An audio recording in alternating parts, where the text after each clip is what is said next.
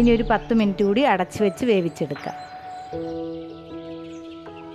ഇനി ചക്കയിൽ ചേർക്കാനുള്ള അരപ്പ് ശരിയാക്കാം. ഇനി അതിന് വേണ്ടിയിട്ട് കുറച്ച് തേങ്ങ, മഞ്ഞൾപ്പൊടി, 2-3 പച്ചമുളക്, വെളുത്തുള്ളി, കുരുമുളക്, ജീരകം, കറിവേപ്പില ഇത്രയും നന്നായിട്ട് ചതച്ചെടുത്ത് ചക്കയിൽ ചേർക്കാം.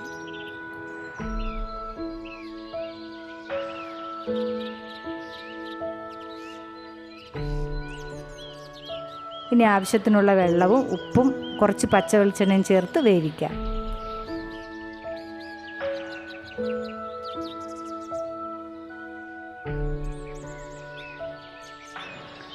അങ്ങനെ നമ്മുടെ ചക്കയും ചിക്കൻ കറിയൊക്കെ നന്നായിട്ട് വെന്തിട്ടുണ്ട്. ഇനി നമുക്കൊന്ന് കഴിച്ചു നോക്കാം.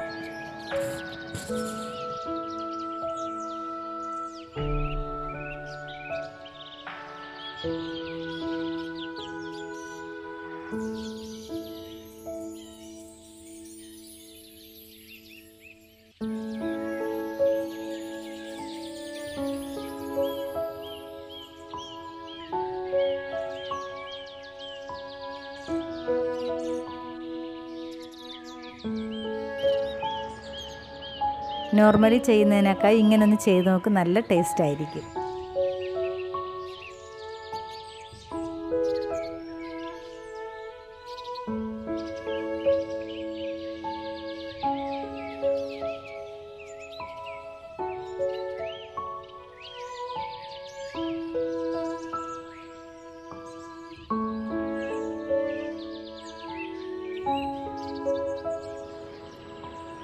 ഇനി ഞങ്ങൾ കഴിക്കട്ടെ. നിങ്ങൾ ട്രൈ ചെയ്ത് നോക്കിയിട്ട് അഭിപ്രായം പറയണേ.